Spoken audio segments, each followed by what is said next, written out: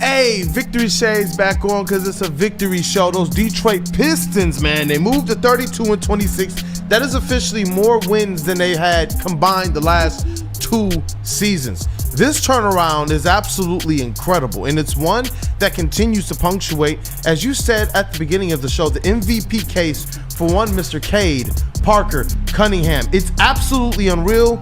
It is absolutely unreal, man. And the stat line last night was brilliant. Another 30-plus game. This is what I want to see. 32 points, 7 assists, 9 rebounds for Cade Cunningham. And you know what? He shot 4 of 9 from behind the arc, and he found a way to get 12 free throw attempts. Hit 10 of them, man. What a game.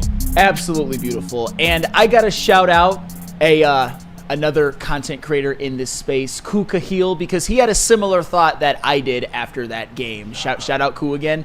Is that when you look at the 9 of 22, that's not a good shooting percentage, but that's one of those games where you have to factor everything in. You have to factor the fact that he was 4 of 9 from 3. You have to factor in the fact that he got to the free throw line 12 times. That's one of those games where his true shooting is going to be very flattering. I don't know exactly what it is, but I'm sure it's in the 60s somewhere, or at least approaching 60. And when you really think about it, with the 32 points, with the 7 assists, he probably generated about 50 points of offense on 22 shots. And those 12 free throws, it tells you, and you saw it last night, that he was aggressive. He was driving to the cup, usually, as he always does, pretty much can get there anywhere he wants. He was shooting from 3. That was one of those 3-level scoring type games. And it's just, when you put up numbers like that and the Pistons continue to win, you keep putting yourself further into conversations that are going to make some people across the national NBA media uncomfortable. I still see some odds that don't have Cade Cunningham listed in the top 5. You're going to have to adjust those odds soon. You're going to have to, man. And you know what? The true shooting is spot on. It's what we called out in his top 10, in his last 10 games as well in our last show, was the 60.4% true shooting that Cade Cunningham has had. This has been one of those biggest things that I've been talking about, what makes him so special. There's a lot of times people say, man, he went 1 of 6 from the field, but if you look at his field goal percentage, he shot pretty good from everywhere else on the floor. And the way that you know, with the effective field goal and the true shooting percentage is recalculated, it shows the actual effectiveness of a player like Cade Cunningham. And you know what? One of my biggest takeaways, I will say it's my biggest takeaway actually from this win over the Clippers, it's that Cade Cunningham, the game is completely in the control of Cade Cunningham whenever he's on the floor. Yep. There was never a time last night where when Cade was on the floor that there was any angst. And this is becoming more and more and more consistently a thing. And this is where my take is. Cade Cunningham is the first Detroit Pistons player we've had that's been able to control and dictate the game, control the pace and dictate the flow of a game from either side, offensively or defensively, since Ben Wallace. We haven't had a Pistons player that's been able to do that. We know what people have said about Ben Wallace on the defensive side of the floor, being able to dictate a game, being able to control the flow of a game. What Cade Cunningham is doing by dictating the game with his pace and his control, and you have to add this in there. We talk about the true shooting, the efficiency, his ability to finish at the rim.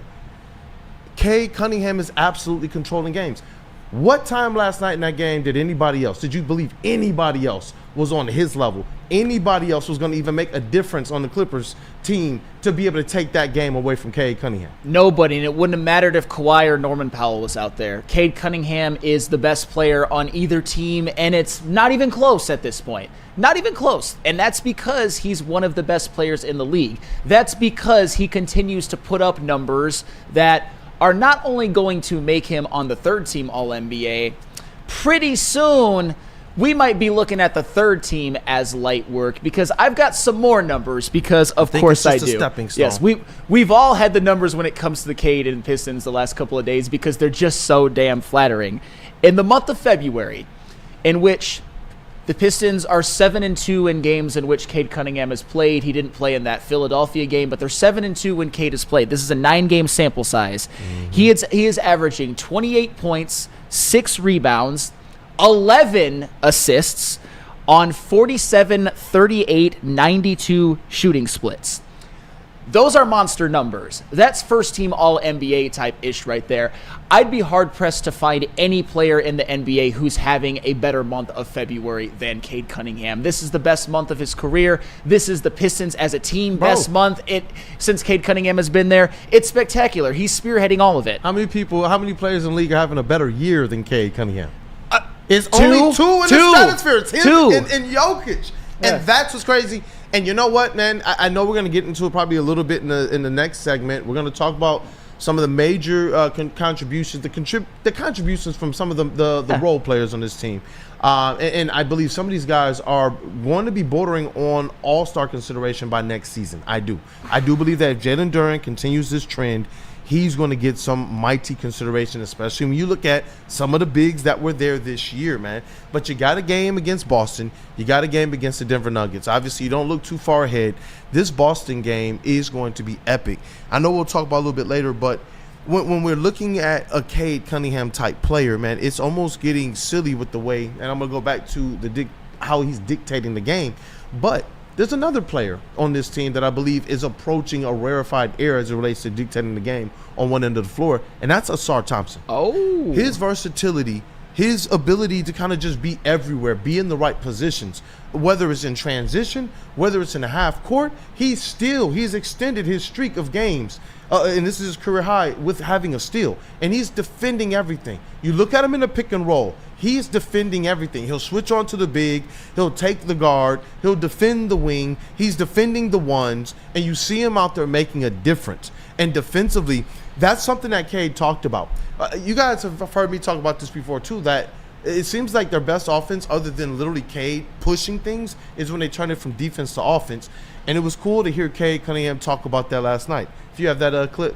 Oh, yeah.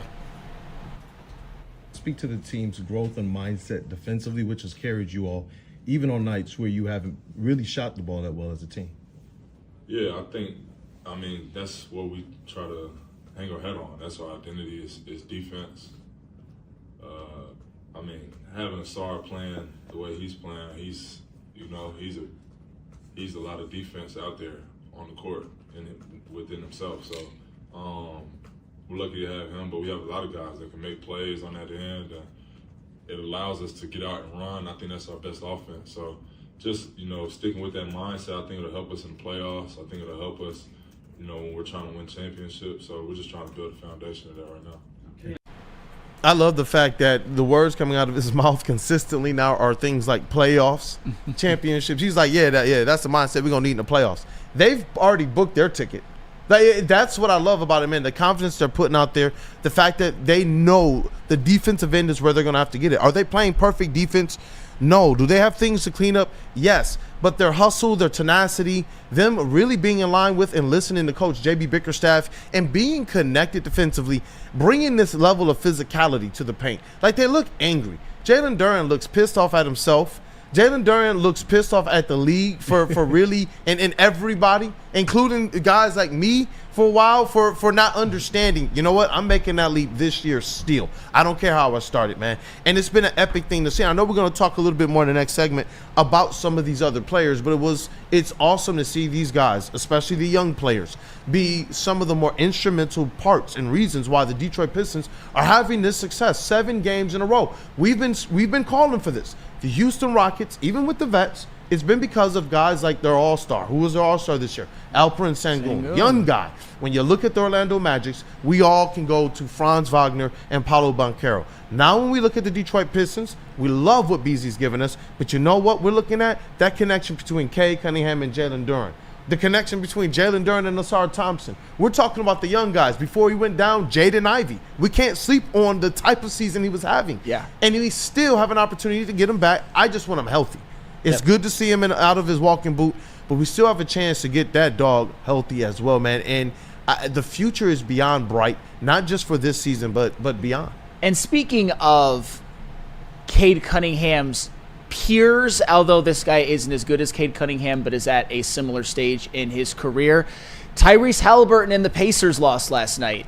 So that could bode well in the standings for the Pistons because they were able to pick up a game. And yes, it was a game against the sizzling hot nuggets, but still, I love to pick up a game. And you were just mentioning guys like Sengun and Paolo and Franz. Cade is so far above all those guys. I'm not even trying to be, Homer or anything like that. But he just is. I like Sengun a lot. And you know who really Cade is farther along than? You know who we mentioned, the Houston Rockets All-Stars? Did I hear Jalen Green's name? Nope. I really don't like that guy. That should have never been a conversation. I don't know where that ever came from, but whatever, man. When you look at Cade Cunningham, it is exactly what people say it is. Yeah. He's just an ethical hooper. And I love the fact that whether he's getting the free throw calls or not, whether he's getting the foul calls or not, or free throw attempts, he's still going out there and just balling out. And that's what I mean. Like, I want people to be able to tell me if there's been a player in between Ben Wallace and Cade Cunningham who's been able to control the game based on the way he dictates the pace. Obviously, we know that Ben Wallace did it from a defensive level. That's what people tip the cap to him about. That he could go out there without scoring and still have this monumental effect on the game. And when you look at Cade Cunningham playing at his own pace, hitting the shots at a high efficiency, and still going out there and having the assists all across the floor, you're talking about points responsible. He is going to have an opportunity every single night to be responsible for half the Pistons' points. Yeah. Every single night. Because even with the assists, you got to think about how many of those are going to Malik Beasley for threes. So that's what I'm saying. Every single night, if he's putting up 30 and getting close to 10 assists, that's minimum 50 points responsible for every night. And when you look at the fact that he's also giving you something on the defensive side, that's what I mean. Like, I don't know. Why are we saying he's the best point guard in the East? Why are people saying he's the best? He's now in this conversation as best point guard in the league. It's because of these things. It's not just the stats. We've seen other guys put up stats. But it's the fact that now you see this team winning. It's because of how he's controlling the pace of that game. And that's what it is. There's never any wasted movement. There's never any time where it feels like Cade Cunningham is out of control or doesn't have a plan for what he wants to do, whether it's in the half court, whether it's in transition, whether it's in the pick and roll. He's made all of these guys better.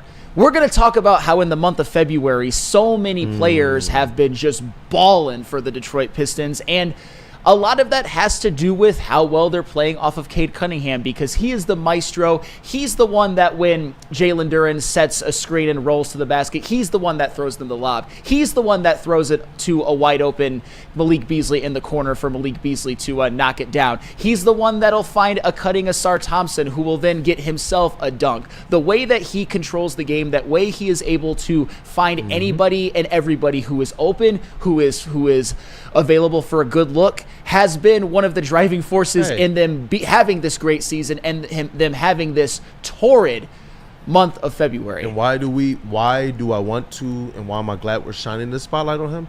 Because when you look at the steals of the games, just look at the steals, take the frames of the game, look at the way the defenses are playing him, bro. Yeah. They're playing almost like a triangle defense against Cade. There are two primary defenders on every pick and roll, and then there's always a third. They went to something pretty good where they would drop the backline defender to try and stop Jalen Duren from hitting. And what did JB Bickerstaff do? He countered by sending in Tim Hardaway and bringing out Asar Thompson. So he put in another three-point shooter. And it was just, I saw like these little chess matches because of the way they were like, get the ball out of his hands. And if he does get into the middle, we don't want him to get the mid-range, and we don't want him to get it to Jalen Duren. Well, guess what? Didn't matter. That's what I'm talking about. Because of the potential. I'm so glad you mentioned the potential points, but let's get into that next segment. One game out of the 4 seed. Wow. One game out of the 4 seed. And before we move on to the next segment, I just have to drop this. Paolo Banchero is the most overrated up-and-coming player in the entire NBA. Damn. The man shoots 42% from the floor while being 6'10". Cade Cunningham clears Paolo Banchero so far. And the Orlando Magic, even though a lot of it has to do with the fact that Paolo was out, they are looking up at the Pistons in the standings. I just want to get that out there. Just a couple months ago, the idea of Cade Cunningham being better than Paolo was something that was seen as heresy. Now it should be common knowledge. Go shoot more than 30% from 3 and actually get some looks at the basket. You're 6'10", you're not 6'4". Anywho. Get your shit off, Sam. Anywho, when you have that kind of inefficiency and you have that kind of a body, it just makes me want to seethe. But enjoy him, Orlando. He's a solid player, but he's not Cade. Anywho, tell us about merch. I got you. Before I do that, let's clear up some super chats we got going on here as well too. Shout out to Phil, just sending in $1.99 just to say what up. What up, Phil? What up? See you, man. $10 from Flannel's favorite person out here, one Mr. Robert Sloppy Toppenheimer. Damn right. Shout out my dog. He said, I said this on BDE yesterday, but if you're someone Oh my goodness. who made that noise. Right. We grown ass men in here. Who made that noise? He said this on BDE yesterday, but if you're someone who hates the modern NBA, give the Pistons a shot. They play physical defense and run in transition. Cade is the best player that they've had since Zeke. Damn. Tried to Saying tell like, y'all. Hey. And finally, another $10 super chat from Jeff Burrell said, man, this season is so nice, but this makes me more frustrated about last season and how we squandered it. So it is what it is, but hey, you know what? Pistons are bouncing back as it is right now. Well, let me tell you about some merch that we got going on. Head over to Woodward Sports. Danny J's haircuts from in. It's wicked awesome. Welcome back to Wake Up Woodward, man.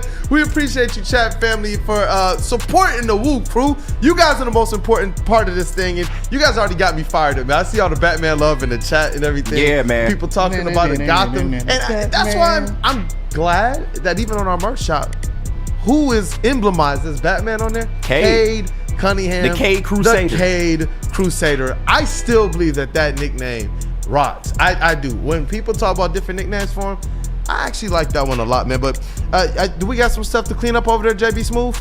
Yeah, another super chat that got sent in when we were going to break. Shout out to $19.99 from Fix Your Face. Shout out. Just wanted to help you make your goal. Love all of you guys. We love you Love too, you man. too, Appreciate Fix Your it, Face. man. Hey, shout out, man. Thank you guys, man. That stuff, I'm telling you, goes a long way. Hey, you know what? Let's just satisfy that like button before we get into segment number 2 on these Detroit Pistons. We got to talk about a lot of the other players that are stepping up right now and contributing to the 7-game winning streak. Hey, why not, man? Just go ahead and satisfy. Because Just hit it. I know the people feeling good out there. You know, Hey. I know Cade got you hot and bothered. The man is just, he's so damn smooth, man. And another way that you can be like Cade is go ahead and rub your finger on that like button real nice that and mug smooth. hard like. as Batman would. Yeah, I mean, you can tap it a few times if you want. I mean, shit. You can bank it out if you want to. You can even share it. Take the like button to Pound Town, man. Hey, you know what? Yeah. Pound it, and when you're done, share it. Yeah. Why not? Pass her off.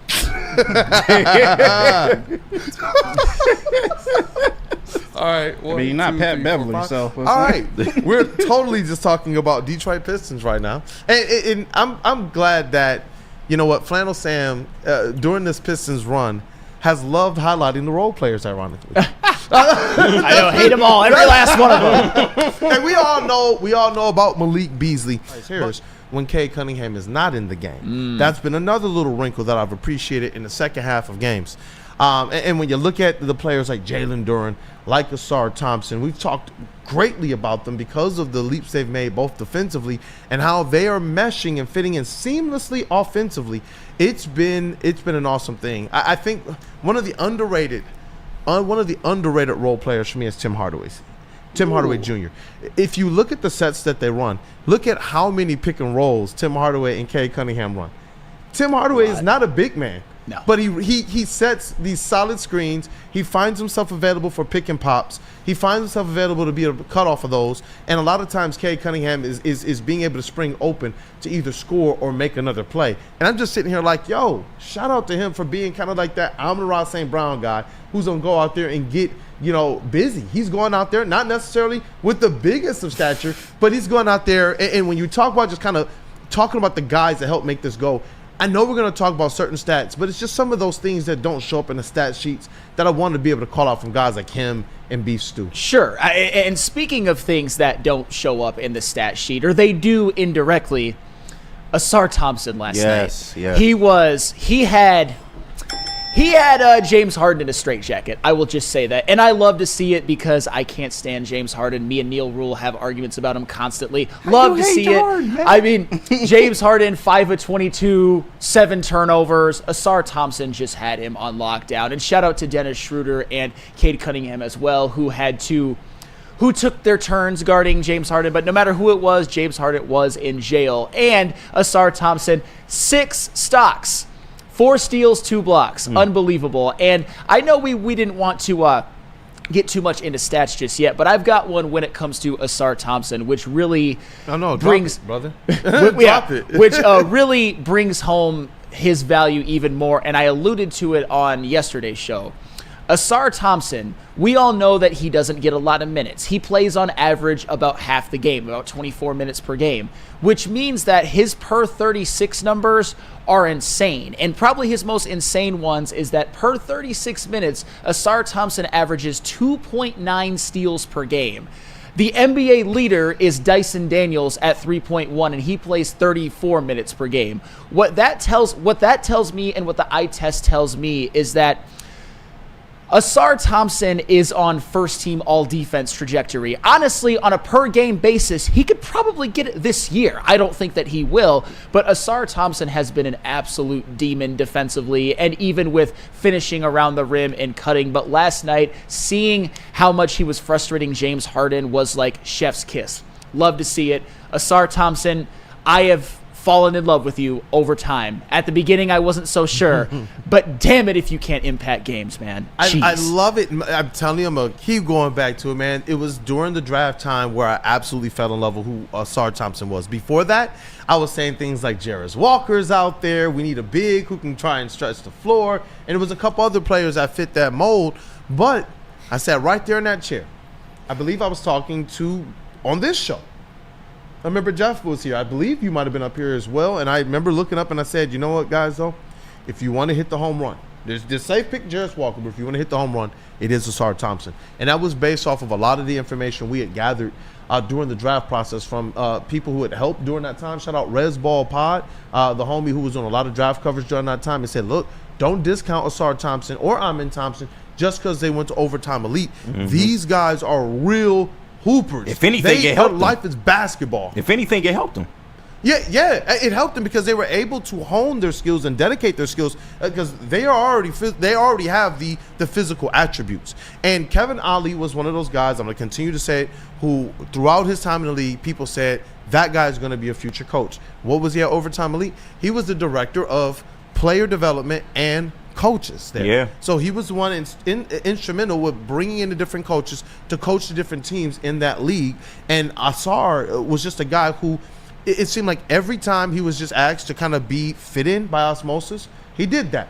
But when it was time to turn up, he did that too, and it just intrigued me. And now you look at the Pistons, and realistically, between Asar and Cade, you got a couple 6'7" guys who can really do a lot of different things on both ends of the court. Yeah. If that three-point percentage, shout out Fred Vincent, continues to go in the right direction for Asar Thompson, he's going to be one of the scariest two-way players in all of the NBA. And defensively, I believe that he's one of those guys who, if this was next year and he's doing some of the same things, he's already in the defensive team, all NBA defensive team conversations. I believe that what's going to happen this year is what Rod talks about. Sometimes it's a year or two for people to catch up to what they're doing. But we see him doing defensively. The stats are not lying. That's why I said drop them. We can talk about the intangibles because that matters as well, but the stats obviously is what validates. The stats and the wins are what validates those intangibles. There's not a single wing defender I'd rather have on my team than Asar Thompson at this point. I'd rather have him than even Dyson Daniels right now. And I get it, there's a little bit of homerism, but if you just look up the numbers, if you just look at the impact that he's having, if you just look at the way he fits into this team, it's been absolutely seamless. And it's funny that you mentioned it because I was in the same boat. I would have, if GM Flannel Sam would have been a thing, I would have taken Jarris Walker over Asar Thompson, and I'd be like, oh no! Yeah. I also would have taken Cody Williams over Ron Holland. Oh no! But it's those defensive wings, and they're both having an impact. But Asar Thompson, he's at a whole different level. And as we've mentioned before at the beginning of the year, he's huge. He can guard 1 through 4 for sure. Remember, bro, we had the video earlier in the season from practice. I think it was during training camp. That's what it was. And Asar was just getting off of his restrictions, I believe. That's when it was. So he was able to do a little bit of physical contact because the league had kind of just cleared him. He was going to ramp up. And remember, he was backing down Ron Holland in the paint. Yeah. And the difference between the two of them just from a height and a size, physicality, I'm just like, man, one, shout out to whatever the Pistons are doing in there to make sure that these young players are developing, because we saw Jaden Ivey, Cade Cunningham, Jalen Duren, and Ausar Thompson all enter this season with more muscle and more muscle mass than they did last year. So that's brilliant. That only makes me even more encouraged for a guy like a Ron Holland, who I during the draft thing, you can go back and roll the tape. We had initial reactions and we had to break it down. And one of my bigger takeaways was this: if all we have to worry about is a 3-point, he's going to be fine. But with that defense, he's going to be great. It's just the strength. I thought that the strength was going to be something as he gets that up, training with NBA trainers, that you're going to see improvements in his defense, 3-point shooting, and ability to be on the court offensively. And you mentioned it too when it comes to just the Pistons as a whole. They hit the weight room.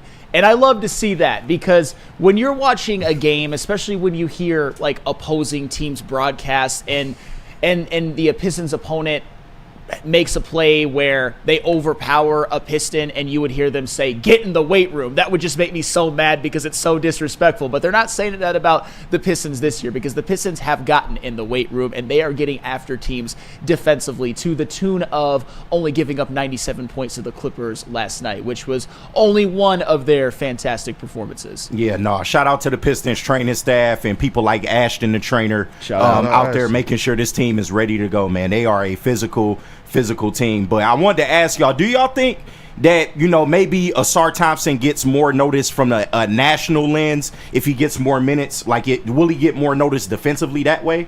Do you think it's correlated to just him getting more minutes? I'll say this, and I know it's not going to happen this year. Yeah. But if you see Ausar Thompson and his name at number 1 on steals per game, that's the type of thing where nobody can deny him at that point. And I know that he's getting more run as time goes on. Just you look at the month of February, and it's not just his defensive impact, but his counting stats have been great as well. More on that in just a second. But yeah, once you start getting to the point where it's not just per 36 numbers, where it's just your numbers, how can you be denied at that point? Listen, Ausar Thompson, I believe this year's playoffs is going to be the narrative driver for the Pistons. I can see That's where all eyes are going to be on people, and they're going to come away with this. No matter if Ausar Thompson is playing 20 minutes a game or 35 minutes a game, it doesn't matter next year. The narrative is going to be changed. People will not be able to deny the type of impact he's having. We're seeing the impact he's having right now on minutes that are not commensurate to his level of talent, and we understand why. They're still ramping him back up. They still are being cautious with his medical condition, and I actually applaud that approach. I'm a person who college career was cut short, had a large left ventricle, was one of those guys early on. If y'all remember the old 97 won the ticket when they were doing the whole $10 get your heart checked thing, they were just starting that. Athletes during my era were just starting to get those types of heart issues, and we don't know why. But to be able to have those checks and to have those measures in place to be able to get players back into playing basketball effectively, that's where I definitely applaud them. And I do believe whether he's still kind of at that 25 minute a game mark, he's still going to prove to be, at least on the national stage for narrative, beyond what we already know, to be a guy who is absolutely impacting the game in a great way each and every game. Yeah, but this is why I also said he does so much with the minutes that he's given that I don't ever really want to even see him exceed over maybe 33 minutes a game. I think you can deploy him for 30 minutes. If they can get him up to 30 minutes a game, that'd be nice. But you deploy him 30 minutes, let him go out there and do his deal, and just preserve that, because you always want to take his health into account. But for what he gives you in the time that he gives it to you in, man, he's such a talented player, bro. And you know what? I see Dante 151. Woodward Pistons. Can there be a study on the 76ers and how but they are? And that's but with 2 T's. Obviously, trust he's a the different process. word. Dante, I know you're one of my Woodward Pistons supporters from like the OG days. You know we did that study already. I've been crapping on the 76ers since they started the process, and it has worked out exactly how I thought it would. Shout out Kool-Aid. You got the foresight. It's on there, bro. It's on there. We did a whole breakdown of why I told people that the Pistons rebuild was only going to be 4 to 5 years max, period. Cade Cunningham is in year 4. This thing started, I guess, this is season 5. They have arrived. The Philadelphia 76ers took 7 years, and they still have not done anything. When they said, all right, we're ready to start playing, it was 7 years of putridness, 7 years of waiting to see what your star is going to be. And guess what? I would rather have Cade Cunningham, 100 over 100 out of every single player that the Philadelphia 76ers drafted during that process, including Joel Embiid. I'm just being honest with you. Oh, yeah, considering Joel Embiid's injuries. And if it's funny how you said you always knew that the process was going to fail. I am going to out myself. Ben Simmons was one of my godsons for a while. Yeah. I loved his game so much, that 6'10" point guard. I'm like, I was in the same boat. Once that man gets a jump, Killian Hayes. So once that man gets a jump shot, it's over. And he was good. Don't get me wrong. He made the All-Star game a couple of times, but just something went on in his mentals. It seems like, to where just one day he was really good. Never developed the jump shot. One day was good, was even like an all-NBA defense type of player, and then just one day, it was that series against those confounded where he Hawks and didn't put Trae up Young. the fucking layup. I know. He ran away from the layup, and it was was never the same after that. You know how much I hate the Hawks. I hated Trae Young back then. I'm like, this little mofo's But anywho, but how do you not put that layup up, bro? But do you know what else? He was scared. It was over after terrible. that, He bro. was scared. That was the moment. Speaking of the Philadelphia 76ers, everybody in the chat, everybody in the room, do you want to laugh really loud? Talk to us, bro. The 76ers at one point were down to the Bulls at home last night by 50. Damn. 50 points? 136 to 86. Look it up. Oh, that's disgusting. They were down by 50. That's disgusting. God. And you know what else? The Bulls weren't even playing Vucevic. Can you imagine going through the process as fans, being told to trust the process, buy in? You probably have merch right now. Yes. Think about it. With the restore, we can at least be happy with the draft picks we came away with. Yeah. I can wear my restore shirt knowing that it represents Cade and Stu and Ivy and Asar and Duren and Sasser. And kind of Ron Holland too, but obviously Trajan Langdon picked him, though it was number one on Troy Weaver's big board. You can't really walk away with much from the process. No, you can't. That's crazy, bro. And that's what's so crazy about it all. I thought that it was going to work to some degree. It did not. Go ahead, Chase. With respect to the process, the NBA did interfere. Adam Silver came in, basically fired Sam Hinkie and installed the Colangelos to take over that franchise. To be fair, if Sam Hinkie got to keep control and just play out his process, things could be way different because maybe he doesn't trade for maybe he doesn't trade for Markelle Fultz. That was kind of. I'm just saying, we can hate on the process, but the NBA and Adam Silver definitely stuck their hands in there and muddied the waters and fucked up their plans. They did. I can't completely put that on the NBA. I get where you're coming from, though, for sure, but I can't completely put that on the NBA. I'm not saying you can't hate the process. I'm just saying that's the facts of the matter, and if you're gonna hate on it, just look at the whole picture, not just one part of it. No, for sure. But yeah, it's caveats to the process. But the fact that you had Jimmy Butler still in his prime, you had J.J. Redick, y'all couldn't make that iteration of them work. It was over, bro. It was over when they picked Tobias over Jimmy Butler. That was the Kawhi. No, he kind of right, though. He kind of right. And that's no disrespect to Tobias. It's not. He is right, though. That's just he is and right. now It's Tobias has a wonderful disrespect. role on this Pistons team. Yeah, played really well last night. Yeah, Tobias man, played really very well. last He's night. like, Dad. It was all Attaboy. right. He had 20 at 5. Attaboy. Come on, JB. Come on, JB. Wait a minute, JB didn't give him credit. What? give him Tim rebounds Hardaway up to 8. Jr. shot like shit. Come on, man. I know. I had him in a parlay. He didn't. But still, Had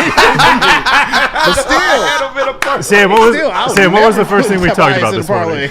morning? We talked about Tobias playing well. That's why I said JB. Yeah. No, you got to give him respect last No, night. you do. Absolutely. I did not think we'd get so much run out of talking about the process, but I love it. But honestly, It needs to be studied. It's going to be a 30 for 30. I will say this, though. The biggest what if of the process was fail of Joel the Embiid's process. health. Yeah. I know people can clown him now and even his style of play and the foul baiting and whatnot, but there was a time where Joel Embiid was an absolute demon when healthy. Yeah, and then Jesse- Kawhi snatched his fucking soul. Just the other facts. thing, I think 76ers fans gave up on the process 2 to 3 years ago, Kool-Aid. Come on, man. Let's be real here. If they just gave up on it 2 to 3 years ago, I feel very sad for y'all. This thing started a long time ago. It Do did. you know what's great, though? And this is something that just popped into my head, and I know we are going in all different directions, but I don't care. I I think it's fair because it's in contrast Yeah. to the Pistons rebuild, which, listen, it started off great. And then a whole lot of doubt crept in for even the slappies of us, man. And then all of a sudden it's just, oh, no, we were on the right path all along. The key to everything is Cade Cunningham, because we look at the Philadelphia 76ers. Bingo. Joel Embiid had all the talent in the world and all the production in the world when he was healthy. I mean, he won an MVP, which me and Neil will argue about. I think he deserved it. We obviously know in hindsight it didn't look great, but that's neither here nor there. He was a damn good player. He just couldn't stay on the court. We look at a team like the Rockets, and this is where I might give what might seem like a hot take, but I don't think it's a hot take. I think the Pistons advance farther in the playoffs than the Rockets do this year. I do. That's not a hot take at all. At the absolute worst, I think they both go out in the first round. If the Rockets have to play like the Lakers or the Golden State Warriors, it's a wrap. They're done. Because I don't like Jalen Green. I like Shane Goon. But in terms of their supplementary young players and veterans, I like ours better. Yeah. I do too.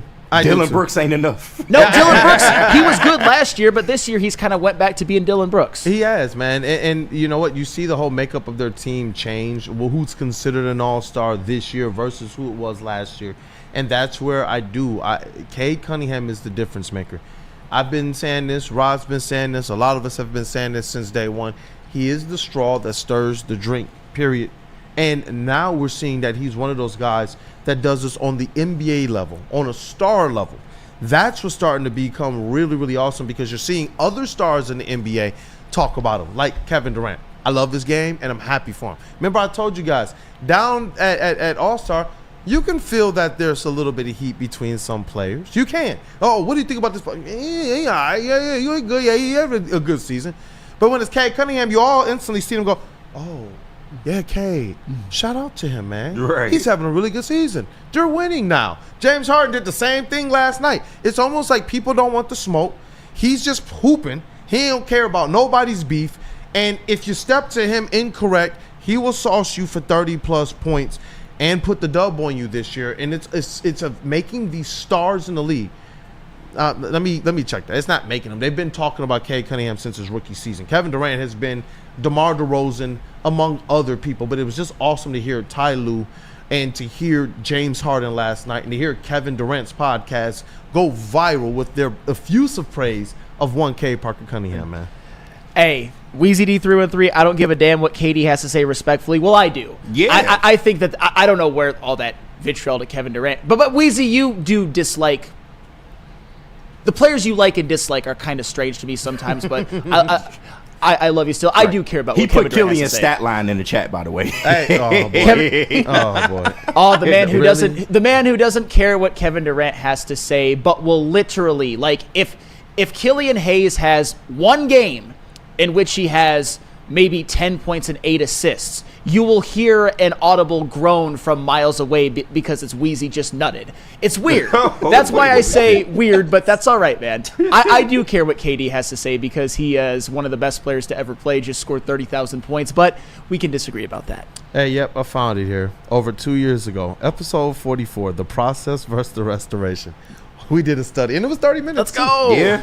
And the restoration was not good, but that process is like, what the fuck? But the whole thing was this. The process was all about finding star young players that you could offer the max to and trust them with it. Mm-hmm. Even though they didn't properly build around this young core, they achieved exactly what the Restore was supposed to achieve. If I'm going to tank and deal with putridness, I got to come away with a Cade and a Duren and an Ivy and an Asar. Think about how many young players they hit on versus how many the process missed on, and they had 7 years to theirs. The Pistons are 4 years, 4 drafts, bro. Yeah. If we take Holland out, 4 drafts. And not the best draft positioning. Really, Cade was the only one we really was given. Like, everything else was 5th pick, 6th pick. You know, that was or some Troy bullshit. trading back up. Remember, 2 first-round picks that he traded back in for Isaiah Stewart and Marcus Sasser. Yeah. It is speaking of Troy Weaver, man. Got to give him some credit. For the draft team. You do. Yeah. He couldn't team build, and I guess that's why they never gave him the PBO, the full power role. But with picking those players, if I had to pick one GM or one process, I got to go with the Restore every time. But the thing is, too, and that leads to just another thing, you also have to give Bob Quinn a little bit of credit for Taylor Decker and Frank Ragnow, and you got to give Al Avila some credit as well for some of the players that he drafted. It's funny how that works. Al Avila get credit for Riley Green, and that's it. Tarek Skubal. Yeah. Okay, Ugh, fine. Green and Skubal. That's it. That's table. Green Goodness and Skubal. gracious, Flannel. I don't like His sitting at the other end of 1-1s the have table. bombed. But And that's hopefully Mize get it back, but his 1-1s have bombed. Of Absolutely course. bombed. And that's okay, by the way, to give a little bit of credit while also loving that all of those respective franchises have the guys who they have now. And I actually think we can get another segment out of the Pistons because I've got some numbers for some of these supplemental players on what they've been.